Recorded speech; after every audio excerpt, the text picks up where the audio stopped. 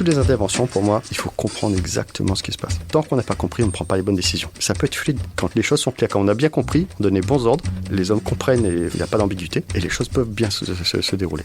Et dites-moi, ça vous dit une petite immersion dans l'univers captivant des sapeurs-pompiers, soldats du feu, techniciens du risque ? On peut faire des feux de forêt, on va faire un feu de navire, on va aller sauver quelqu'un dans la mer, on va s'occuper d'une intoxication alimentaire.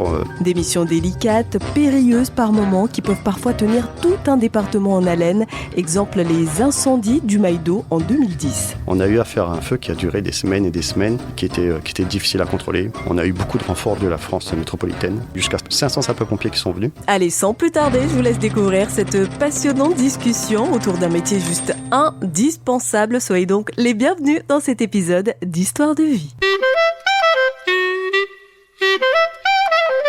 Histoire de vie avec Sukasula. Bonjour Elvis Chamand. Bonjour. Merci infiniment d'avoir accepté cette interview. Vous êtes lieutenant-colonel au 1974 et sapeur-pompier avant tout. On va donc essayer de comprendre comment fonctionne cet écosystème et surtout quelles sont les étapes à franchir pour intégrer une caserne. Mais là tout de suite, ce qui va nous intéresser, écoutez, c'est vous, votre parcours, votre histoire, parce que derrière chaque professionnel à la brillante carrière se cache une histoire, parfois des échecs, une rencontre peut-être qui a boosté cette carrière. Racontez-nous la vôtre. Comment est née cette vocation ? D'abord, merci de m'avoir invité à ce podcast. Écoutez, je sais que beaucoup de sapeurs-pompiers, lorsqu'ils commencent leur carrière, disent qu'ils ont toujours voulu devenir sapeurs-pompiers. Certains disent même qu'ils sont tombés dans la soupe ou dans la famille, il y avait des sapeurs-pompiers, donc c'était de père en fils. C'est pas du tout mon cas. Je suis le seul sapeur-pompier de ma famille, encore aujourd'hui. J'ai eu l'ambition de devenir sapeur-pompier, je devais avoir 22 ou 23 ans déjà, donc je sortais de la fac et j'ai eu cette opportunité de passer ce concours. Évidemment, je dois avouer que l'uniforme de sapeur-pompier me faisait quelque chose, donc il y avait un certain attrait. Mais ça faisait pas partie de mes rêves, comme certains pourraient le dire, ils le disent souvent au concours. C'est vrai que pour beaucoup, c'est un rêve de gamin. Hein. Il y en a qui traînent avec les camions de petits de jouets de pompiers, et vous, ça n'a pas été le cas. Mais non. Mais par contre, vous disiez tout à l'heure que peut-être une rencontre. Je pense que j'ai rencontré le métier de sapeur-pompier. Moi, ça a été la rencontre. Et je peux dire aujourd'hui, avec tout le recul que j'ai, que depuis que j'ai commencé à travailler pour réussir ce premier concours pour devenir sapeur-pompier de 2e classe, c'est-à-dire que j'ai commencé vraiment tout en bas de l'échelle, et bien depuis ce jour, je me suis mis à travailler et à tout donner pour réussir ce que j'entreprenais. On peut parler d'une rencontre avec personne en particulier, mais peut-être avec moi-même, et avec ce métier. Donc c'est quelque chose qui aujourd'hui encore me passionne et voire même j'apprécie vraiment et j'aime beaucoup ce que je fais. Je pense qu'il faut aimer ce qu'on fait, parce que c'est pas le métier le plus simple qui existe. Vous intervenez dans des incendies, des feux de forêt ou des accidents. Vous voyez des choses qui ne sont pas très agréables à voir, et si on n'aime pas ce métier, j'imagine que on pète un câble, pour être un peu grossière, non ? On est capable on va dire entre guillemets, d'encaisser ces chocs. Là où ça devient difficile, c'est lorsqu'on les vit. Certaines fois, il y a des suraccidents lorsqu'on est déjà sur place, et ça, c'est quand même difficile. Là, on a vu plusieurs fois des équipes qui sont touchées parce que ils viennent dans le cadre d'une situation pour la traiter, et ils sont eux-mêmes victimes d'un suraccident, par exemple. Et là, c'est compliqué psychologiquement pour chacun d'entre nous, bien qu'on soit sauveteur et qu'on soit aguerri entre guillemets à ce type de situation. À ce moment-là, c'est difficile. Mais pour revenir aussi un peu à ce que vous disiez, c'est notre métier aussi, ce qui est très très bien, c'est qu'il n'y a aucune routine. On peut faire des feux de forêt, on va faire un feu de navire, on va aller sauver quelqu'un dans la mer, on va s'occuper d'une intoxication alimentaire. Vous vous déplacez d'ailleurs toujours pour les chats qui sont coincés dans des arbres. Ça c'est une longue histoire, ces chats dans les arbres. Dans l'émission de sapeurs-pompiers, c'est les personnes, les biens, l'environnement et les animaux aussi font partie de nos missions. Donc on intervient pour des chats, on peut intervenir pour un bœuf qui est tombé, ça arrive très souvent dans un espace où il ne peut pas revenir de lui-même. Donc protéger aussi les animaux, ou en tout cas les sauver, ça fait partie aussi des missions des sapeurs-pompiers. Quel souvenir est-ce que vous gardez de vos premières interventions ? Parce que c'est à ce moment-là aussi qu'on s'aperçoit si on est fait ou pas pour ce métier, non ? Moi, ce que je retiens, c'est mes premières années où j'étais justement tout en bas de l'échelle, si je peux dire ça comme ça. C'est de travailler avec mes collègues dans un centre de secours, sur des journées de 24 heures. Donc, on commençait le matin à 8 heures, on terminait le lendemain matin à 8 heures. Et cette vie collective, cette vie où on développe quelque chose, comme on parle d'esprit de famille dans ce type de corps, je retiens surtout ça. Puisqu'aujourd'hui, je ne suis plus vraiment dans ce cas de figure, mais ça reste une expérience pour moi qui était intéressante. Et comme je disais, aller et gérer des interventions, vivre des situations certaines fois dramatiques ensemble, on se sent utile et on arrive à le faire. Vous le disiez tout à l'heure que vous avez commencé en bas de l'échelle parce que vous êtes lieutenant-colonel. Quelles ont été les étapes que vous avez franchies? Comment est-ce que vous, avec du recul, percevez un peu votre parcours? La fonction publique. La fonction publique permet quand même certaines choses qui sont assez formidables. On peut parler d'ascenseur social ou d'autres expressions, mais la possibilité de passer des concours, ça vous fait avancer relativement vite. Moi, c'est mon cas. Très très vite, au bout de 3 années de sapeur-pompier, j'avais envie de voir très rapidement ce qu'il y avait, entre guillemets, au-dessus. Je me suis lancé dans la préparation de concours, le concours d'officier, donc je suis devenu lieutenant, puis capitaine, et j'ai avancé comme ça, en réussissant mes concours les uns après les autres. Et voilà, dans la fonction publique, c'est quand même bien, parce qu'on n'a pas à aller quémander, flatter un supérieur pour avoir une promotion. On se bat pour l'avoir. On se bat, oui. On peut aller la chercher, cette promotion. On se met à travailler et on réussit des concours. J'aimerais que vous vous présentiez un petit peu, on revient un peu sur les bases, parce que c'est vrai que on est resté un peu vague sur ce que vous faites. J'aimerais qu'on s'intéresse un peu au palier que vous avez franchi pour en arriver là où vous êtes et que vous nous expliquiez tout simplement votre histoire professionnelle, en tout cas. D'accord, ok. Bon, je vais rentrer un petit peu dans les détails, mais sans ennuyer qui que ce soit. Donc c'est vrai que moi j'ai commencé en 1998, j'étais sapeur-pompier, professionnel de 2e classe. J'ai fait ma carrière d'ailleurs à La Réunion, ça fait 26 années que je suis sapeur-pompier. Je suis réunionnais d'ailleurs, je ne l'ai pas encore précisé, mais voilà, c'est important. Et j'ai commencé sur la commune de Saint-Paul, j'ai commencé ma carrière à Saint-Paul, j'ai fait quelques années aussi au centre de secours de Saint-Louis. Ensuite, lorsque je suis devenu officier, j'ai commencé à avoir des emplois d'encadrement, donc j'ai fait beaucoup de management. Donc j'étais adjoint chef de centre, j'ai travaillé à Saint-Leu comme chef de centre, à Saint-Pierre comme chef de centre également. Donc ça allait, c'était des structures qui allaient de 50 personnels à 120 personnels à gérer. Quand même. Oui, c'était costaud. Aujourd'hui, je suis lieutenant-colonel, comme vous le dites, et je suis chef du groupement prévision OSDIS. Donc prévision, je sais que ça ne parle pas forcément aux gens, mais la prévision, c'est la prévision des risques naturels, comme les feux de forêt, vous l'avez dit tout à l'heure, mais ça peut être aussi les cyclones ou le volcan, et aussi les risques technologiques, les risques industriels. Donc, je suis dans ce registre-là au SDIS, et on fait tous des documents, des outils qui peuvent aider nos sapeurs-pompiers qui sont dans les engins, qui sont dans les camions, qui partent au feu ou qui partent secourir des gens. Tous les outils possibles et imaginables pour les aider à remplir au mieux leur mission. Ok, c'est-à-dire que votre rôle là actuellement, c'est d'anticiper les dangers potentiels pour l'île et trouver des solutions, entre autres, qui seraient plus ou moins adaptées, si je comprends bien. Donc au final, en fait, on commence sur le terrain et au fur et à mesure, en montant un petit peu, on orchestre un peu, on organise tout ce système, ça devient de l'administratif. Oui, moi, c'est un peu mon parcours. On a des gens qui peuvent commencer directement comme capitaine. Il y a des concours externes, des jeunes qui sortent de l'université, qui ont fait des beaux parcours et qui veulent devenir directement officier. C'est tout à fait possible. Donc, c'est toujours la magie des concours. C'est soit on est sapeur, donc on est homme du rang, soit on peut devenir directement officier. Moi, c'est vrai que j'ai fait le chemin de quelques années quand même de terrain pur et dur en qualité de sapeur-pompier professionnel. Et ensuite, aujourd'hui, je suis vraiment beaucoup plus dans l'organisation, dans le traitement de dossiers. Et au final, c'est quoi exactement les missions d'un sapeur-pompier basique ? Les missions d'un SDIS, déjà, c'est aviser départemental d'incendie de secours, c'est protéger les personnes, donc c'est les secourir. Donc on fait du secours. On a toujours tendance à penser que je veux devenir pompier, puis je veux aider. C'est quoi la différence du coup entre secourir et aider ? Quelqu'un est dans la rue, il a besoin d'un manteau, vous lui donnez un manteau, vous l'aidez. Nous, le secours, il y a une notion d'urgence. Et cette notion d'urgence, elle est très importante. C'est là qu'on apporte quelque chose. La Croix-Rouge peut faire de l'aide. Donc il y a plein d'associations ou plein de personnes tout simplement qui peuvent apporter ce soutien à la population. Nous, on apporte du secours dans des situations d'urgence. Toutes nos missions aujourd'hui ne sont pas toujours urgentes, mais il est très difficile de les qualifier. À partir du moment où on reçoit l'appel, et très souvent on a des notions qui peuvent faire penser qu'il y a une notion d'urgence, on part en intervention. On a l'impression, quand on est citoyen lambda, que les pompiers mettent toujours du temps à arriver. Est-ce que c'est qu'une impression parce qu'on est dans l'urgence, on a peur, on s'inquiète pour la personne qui est en train de s'évanouir ou je ne sais quoi, ou est-ce qu'il y a des choses en interne qui font que vous êtes obligé de prendre un petit peu plus de temps pour, je sais pas moi, ranger la voiture, je dis n'importe quoi, hein, ranger le matériel ou envoyer les bonnes personnes sur la bonne intervention. Expliquez-nous pour que ça soit clair un petit peu. D'accord, je ne veux pas vous choquer, mais oui, c'est une impression. Les pompiers sont rapides. Vous pouvez déclencher n'importe quel autre service. Il se peut que certaines fois, un service peut arriver avant les sapeurs-pompiers, mais nous, on est organisé pour que ça aille vite. Cependant, il y a quand même des délais qui sont incompressibles. Lorsque la personne appelle pour demander le secours, il y a le temps qu'il faut pour prendre la demande de secours. On a un opérateur à ce qu'on appelle chez nous le centre de traitement d'alerte. Cet opérateur, lui, il va prendre un certain nombre de renseignements. Il ne peut pas engager des moyens tant qu'il n'a pas ce minimum de renseignements. Oui, donc, c'est sûr. Ça prend déjà quelques minutes. À peut-être ce moment, il faut aussi qu'il envoie cet ordre, cette mission à la caserne concernée, celle qui est la plus proche de l'intervention. Certaines fois, cette caserne, elle est déjà dehors, où il n'y a plus personne, il faut envoyer la caserne voisine. Du coup, un délai qui peut s'allonger un peu, déjà.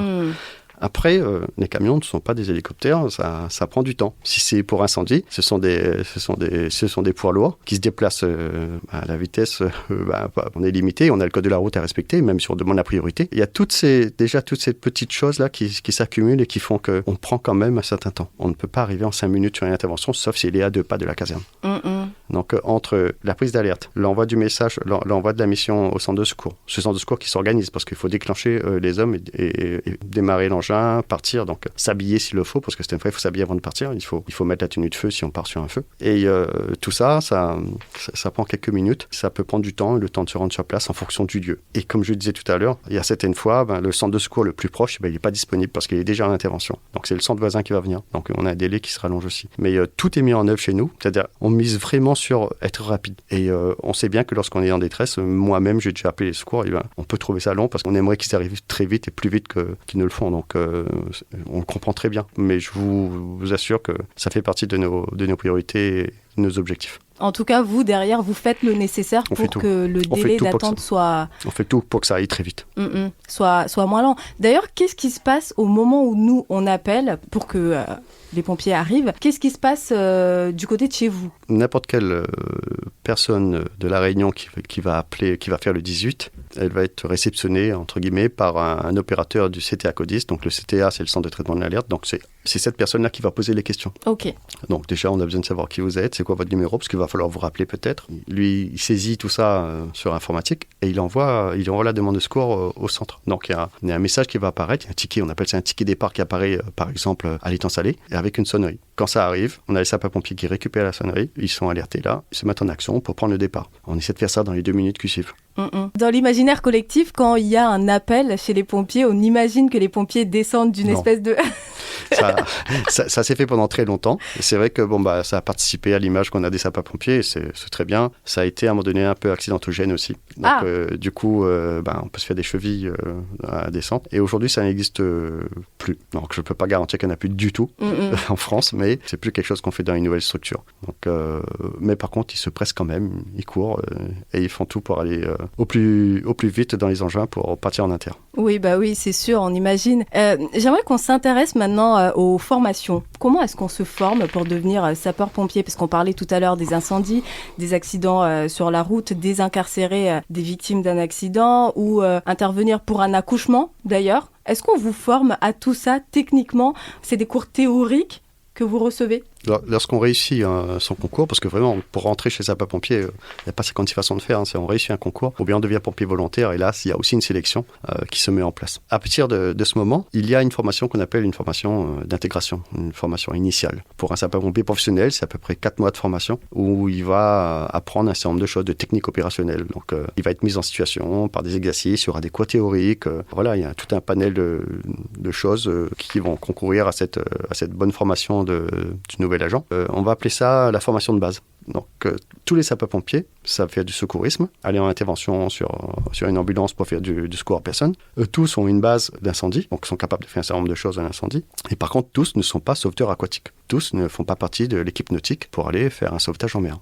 Tous ne font pas partie du grimpe, ceux qui évoluent sur des cordes, sur une grue ou ailleurs. Et tous ne font pas non plus partie du risque de l'équipe risque chimique. Donc, on a des spécialités, on en a plein comme ça, des spécialités. Et là, le sapeur-pompier qui a eu sa formation de base, à un moment moment donné dans sa carrière, il va dire, moi, je souhaite aller évoluer et aller dans cette spécialité. D'accord. Donc, il va aller progressivement comme ça. Pour le secours routier, puisque vous l'évoquiez tout à l'heure, le secours routier fait partie des missions de base. Quand on devient sapeur-pompier, on apprend tous à faire de la désincarcération, à faire un balisage pour se protéger sur la route, pour protéger les usagers. Donc, tout ça, ça fait partie on va dire, du package d'origine. Donc en fait, il y a des bases que tous les sapeurs-pompiers doivent avoir. Les accidents, ça fait partie de ce package, comme vous dites. C'est ça, oui. Et puis, il y a les spécialités, les spécialisations au fur et à mesure d'une carrière. C'est ça. Donc, c'est très souvent le choix des différents agents. Après, il y a des spécialités qui peuvent être imposées. Dans certains SDIS, on dit que le feu de forêt, c'est quelque chose qui nous arrive toutes les années. On veut que tout le monde soit formé. C'est à l'origine une spécialité, mais qui devient quelque chose d'obligatoire pour tous. Moi, vous me parlez de feu de forêt, je ne peux m'empêcher de penser aux incendies du Maïdo, parce que ça fait partie de l'histoire de la Réunion et c'était assez marquant. Hein. Le Maïdo ne ressemble plus au Maïdo d'il y a quelques années. Est-ce que vous avez vécu tout ça ? Moi, j'étais présent sur les incendies, en tout cas de 2017-2011. C'était les plus importants. Après, il y a eu l'incendie de 2020 également. Ce qui s'est passé avec ces incendies, c'est que ça faisait quelques années qu'on n'avait pas eu de gros incendies. Le dernier datait de 1999. Ça faisait déjà 11 ans. Ah oui, quand même. Ouais, qu'on n'avait pas eu de soucis dans les forêts et c'était tant mieux. Et ça a été évidemment une catastrophe parce qu'en 2008, la Réunion accueillait le parc national. Donc le parc national a été créé. Et en 2010, l'UNESCO classait les pitons siècles et remparts comme patrimoine mondial de l'UNESCO. Ce qui fait qu'on avait toute la lumière sur les forêts de la Réunion et sur ces endroits en particulier. Et donc un incendie qui peut-être, si c'était passé dans les années 90, qui pouvait faire les mêmes dégâts, n'avait pas du tout le même impact que cet incendie qui s'est produit en 2010 au vu du classement UNESCO et de la création du parc national. Donc ça a eu beaucoup plus d'ampleur. On a eu affaire à un feu qui a duré des semaines et des semaines, qui était difficile à contrôler. On a eu beaucoup de renforts de la France métropolitaine. On a eu jusqu'à 500 sapeurs-pompiers qui sont venus. Et la difficulté pour nous, un territoire complètement isolé, c'est qu'on a des renforts qui viennent, mais on a des renforts qui viennent sans camion. Donc on a des hommes qui peuvent prendre le relais des sapeurs-pompiers de la Réunion. Mais pour autant, quand on a un feu dans le sud de la France et que les colonnes de renforts arrivent, elles arrivent avec des camions, ce qui fait qu'on renforce la capacité à combattre le feu. Là donc on a renforcé, mais humainement, mais pas forcément en moyens d'extinction par des engins de lutte. Par contre aussi, depuis 2010 et 2011, on a vu l'apparition du Dash. Le Dash est arrivé à la Réunion à ces moments-là. Donc il est arrivé pendant les feux. Et la chose positive qui reste de ces feux, c'est que depuis ces deux feux, on a le Dash qui est à la Réunion tous les ans, donc qui est positionné, prépositionné pendant la saison incendie. Waouh, c'est hyper intéressant ce que vous dites et merci d'ailleurs de nous partager cette expérience, ce moment que vous avez vécu avec autant de spontanéité et autant de transparence. Moi, j'étais loin de me douter. En fait, j'avais tout simplement pas l'information que avant les incendies, ce site avait été classé patrimoine mondial. Donc, c'est vrai que j'imagine qu'à ce moment-là, il y a dû avoir une dimension encore plus par rapport à ce qui se passait. Je reviens juste un peu sur le Dash. C'est vrai qu'on entend beaucoup parler de cet avion. Pour ceux qui ne savent pas, le Dash, c'est un espèce d'avion bombardier d'eau qui apporte de l'aide au secours lorsqu'il y a des incendies. Et du coup, moi, ce que je me suis toujours demandé, parce que je l'ai jamais vu en intervention, est-ce qu'il est réellement utile, ce Dash, parce qu'il jette de l'eau en plein air? Du coup, je me dis, est-ce que il arrive vraiment à éteindre un maximum de feu, quoi. Ma question est un peu... mais ça m'a toujours intriguée, en fait. Nous, en tant que sapeurs-pompiers, et moi en tout cas en tant que sapeur-pompier, je peux vous assurer qu'il sert énormément. En France, on utilise beaucoup la lutte aérienne.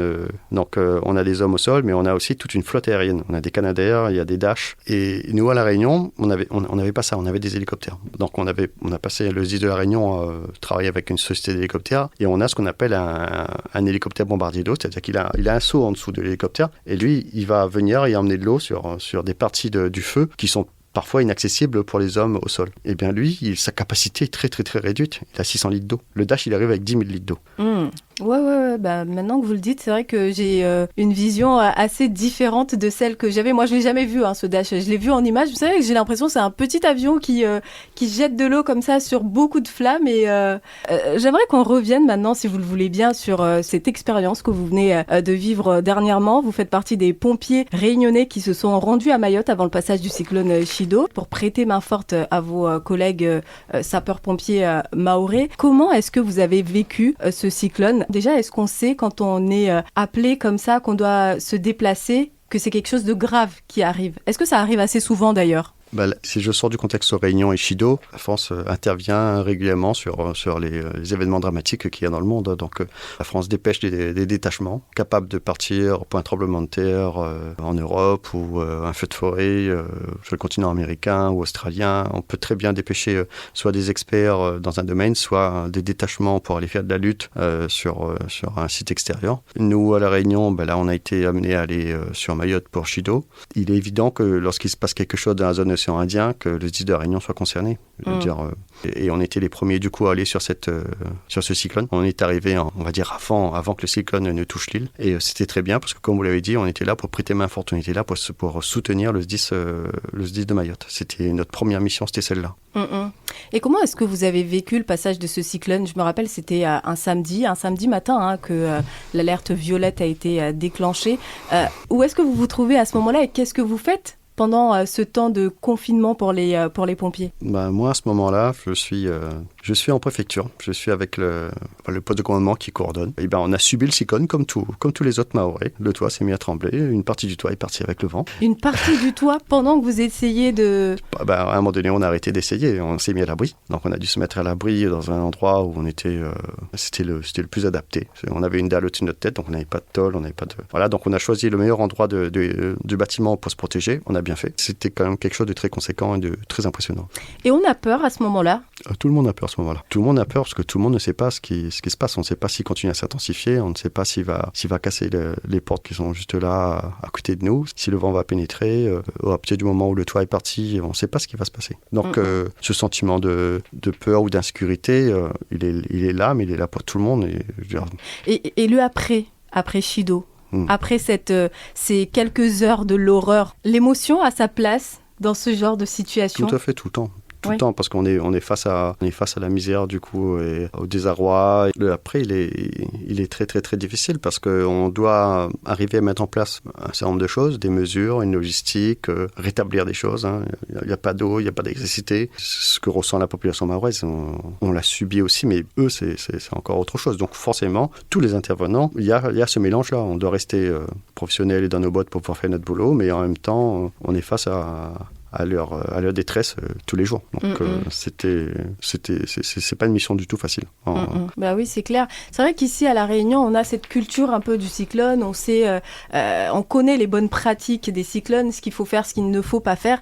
Et à Mayotte, ils étaient assez épargnés pendant plusieurs années. Et là, ils se retrouvent d'un coup avec un cyclone qui, en plus, a été dévastateur. Forcément, quand on ne vit pas des cyclones chaque année, ça peut être compliqué pour anticiper certaines choses. Là, pour le coup, la deuxième tempête qui est arrivée, les Mahorais étaient beaucoup plus sérieux dans le confinement. C'est pour ça qu'on parle de résilience. La résilience, c'est ça, c'est le fait de connaître et de savoir être capable de s'adapter, de prendre les bonnes mesures, d'avoir les bonnes postures. Je reviens juste sur La Réunion et les cyclones. Ici, on les connaît. Chaque année, quasiment, il y en a forcément un qui passe à côté. Comment est-ce que les pompiers travaillent par temps de cyclone ?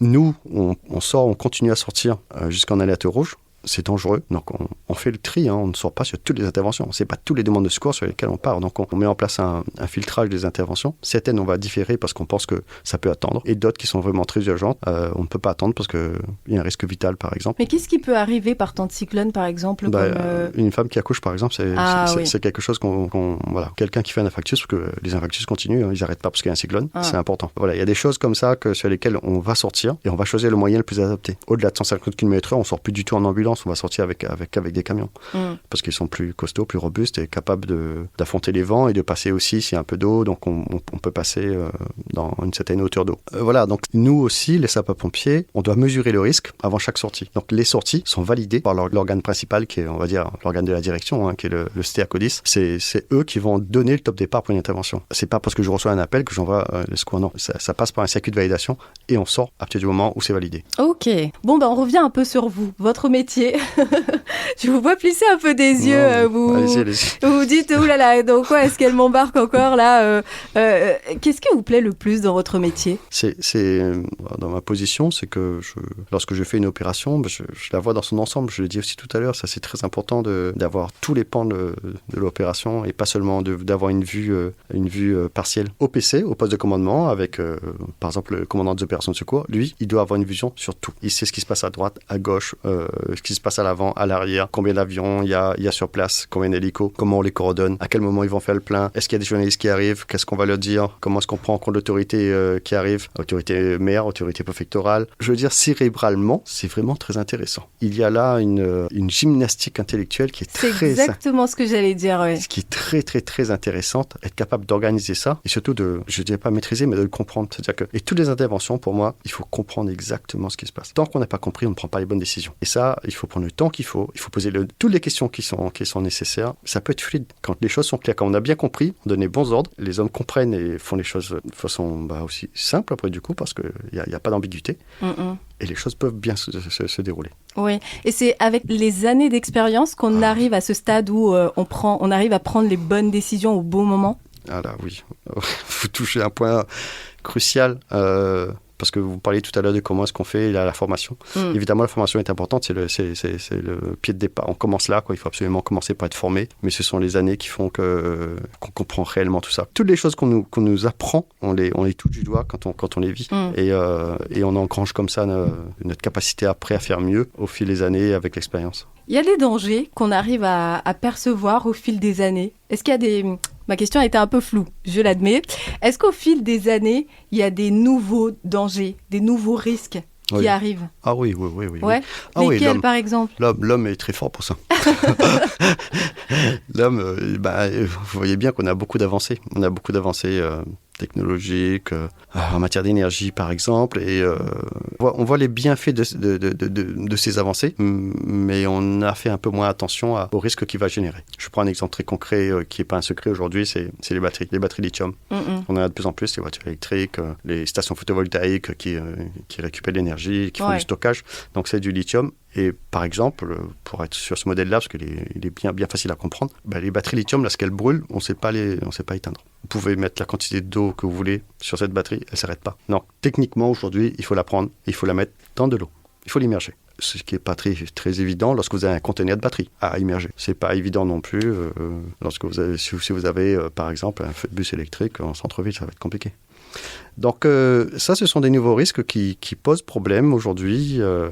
Si les sapeurs-pompiers ou si les forces de sécurité sont confrontées à ce type d'intervention, pour nous, c'est un nouveau risque qui est difficile à gérer. Ah oui, quand même, c'est assez effrayant parce que plus on avance dans le temps, plus le modèle électrique va s'imposer, ce qui vous oblige de votre côté à faire preuve d'ingéniosité, effectivement, c'est pas très rassurant. Est-ce qu'il y a des interventions comme ça qui vous ont marqué dans votre carrière, 26 années quand même ? Il y en a une comme ça qui vous vient en tête quand je vous pose la question ? Malheureusement.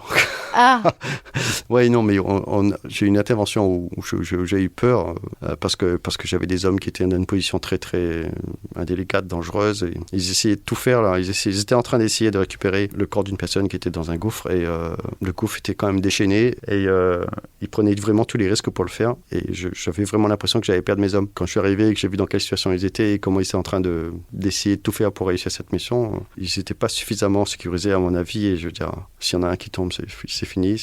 Ils peuvent tous tomber d'ailleurs parce que c'était vraiment très très dangereux. Donc ça, c'est une intervention qui était difficile parce que j'ai eu l'impression jusqu'à ce qu'on arrête complètement à un moment donné, qu'on se stabilise bien, qu'on se mette bien en sécurité pour pouvoir faire cette mission. On a eu un moment où j'ai eu peur de perdre des sapeurs-pompiers en opération. Donc je pense que pour la plupart des gens qui commandent des opérations, une de nos peurs, c'est de perdre nos sapeurs-pompiers. Oui, parce que quelque part, on a la responsabilité. On a la responsabilité et quelque part, on aura l'impression de ne pas avoir réussi notre mission, mais au-delà de ça, de toute façon, personne ne veut perdre ses collègues, ou que ce soit dans n'importe quel métier. Donc, Voilà. Quand vous me posez cette question, moi je pense à cette inter où j'ai eu vraiment peur. Je crois que c'est celle où j'ai eu le plus peur de ma vie. Je pense que c'est normal. L'enjeu est quand même assez énorme. C'est pas n'importe quelle intervention et vous n'avez pas n'importe quelle place là aussi. Comme vous êtes un peu en train d'orchestrer tout ça, vous avez la responsabilité. Ça doit être un moment assez stressant. Bon, on arrive à la fin de cet épisode. Okay. Si vous avez autre chose à rajouter, n'importe quoi, si vous pensez qu'on n'a pas été complet à un niveau ou un autre sur un sujet. Pas du tout. Moi, je n'avais pas d'attente particulière. C'était très, très agréable cet échange. Merci. Je vous remercie. Merci à vous surtout d'être intervenu sur ce podcast. C'est super intéressant toujours de découvrir un peu ces métiers qui font notre société parce que sapeur-pompier quand même c'est pas n'importe quel métier. Vous serez d'accord avec moi si vous écoutez cet épisode. Avant de clôturer cet épisode, avant de vous libérer, j'aimerais que vous donniez le mot-clé du jour parce qu'à chaque épisode, à chaque fin d'épisode notamment, on donne un mot-clé à nos auditeurs pour qu'on puisse être sûr qu'ils nous ont écoutés jusqu'à la fin. Donc je vous laisse nous donner le mot-clé du jour. Ça peut être en lien ou pas avec votre profession, ce qui vous vient en tête là comme ça. Service public. Service public. Voilà, mettez service public en commentaire si vous nous écoutez sur Spotify, Deezer, Amazon Podcast, Apple Podcast, Amazon Music, Apple Podcast aussi. N'hésitez pas à mettre service public en commentaire. Mettez des étoiles aussi au podcast pour qu'on puisse être référencé parce que quand même c'est le 15e épisode d'Histoire de vie. On reçoit pas n'importe qui. Elvis Chamand, vous êtes lieutenant-colonel au SDIS. Oh, merci, c'est gentil. On fait des efforts quand même. On recherche toujours des pépites pour pouvoir vraiment s'inspirer de ces personnes qui ont réussi leur carrière professionnelle, qu'on puisse nous aussi évoluer dans ce domaine qui nous intéresse. En tout cas, merci encore une fois d'être intervenu sur ce podcast. Ça a été un réel plaisir. C'est moi qui vous remercie. Merci beaucoup. Bon, écoutez, je vous dis à dans 2 semaines à peu près pour un nouvel épisode d'Histoire de vie en compagnie d'un nouveau professionnel. À très vite. Merci d'écouter Histoire de vie. Si vous appréciez ce podcast, abonnez-vous pour plus d'histoires.